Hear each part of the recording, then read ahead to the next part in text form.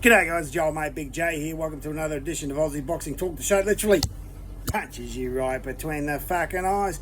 And the drama continues. Mick Zerafa has put out a statement on Instagram about 6 or 7 hours ago saying that he wants to apologise for what he's done and that he was going to take full responsibility for what has happened for the actions on Friday night. That pretty much, he says that he couldn't see, and we all know that, and that he's ready to accept the repercussions. Well, the repercussions are, Mick, is that No Limit wants nothing to do with you, boxing wants nothing to do with you, and you've completely pissed all over not only your own career, but Australian boxing in general, and the only thing for you to do is retire and never be heard from again.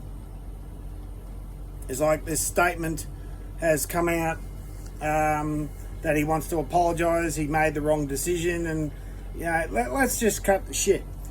He was looking for an easy way out, which he got. His heart hasn't been in it for quite a while since before the second Jeff Horn fight. And Zerafa was thinking that he'd get an easy way out and get another payday and do it all over again. No. The people are furious. You've brought the game into disrepute. You can apologise all you like, but what you should have done was fight on. You were more skilled than Nikita. You should have bashed Nikita, and that would have led to the Tim fight. But you can apologise all you want, Mick, but taking the easy way out, there's no coming back from that.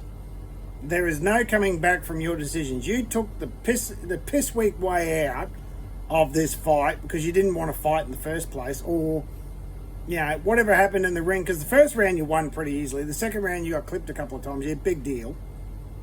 So,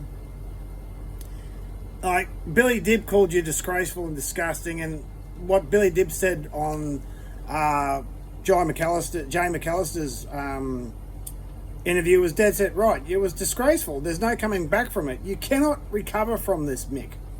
What you need to do is don't even try and justify it.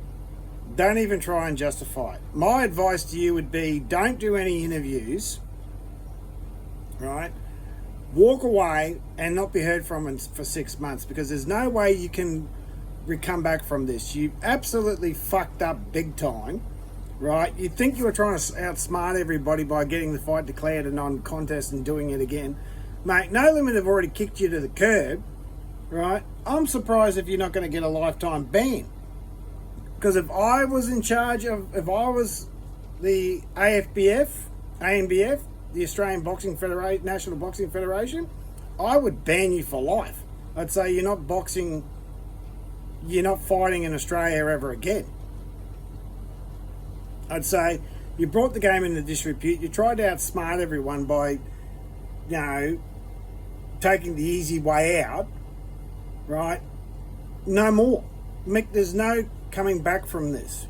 You have brought the game into disrepute. You've embarrassed yourself. You've pissed on the opportunity that was given to you by No Limit, right?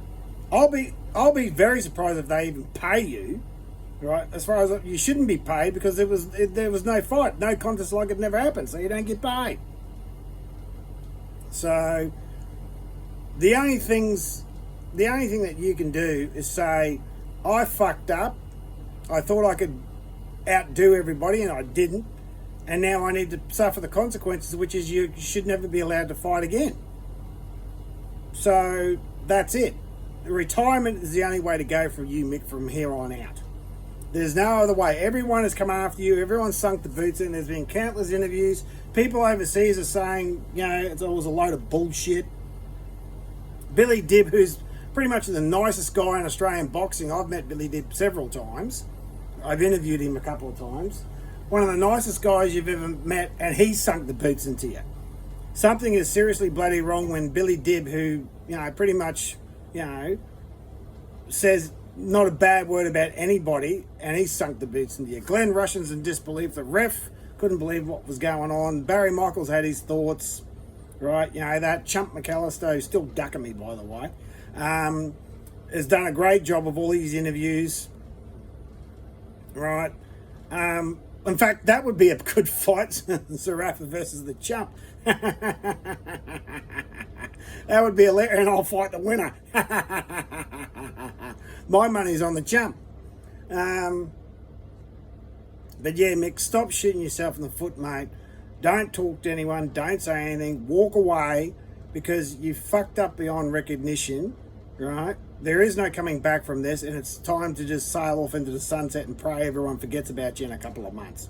Your only saving grace is boxing fans have very short memories, right? And in a couple of months, they'll forget all about that this happened. So that's your only...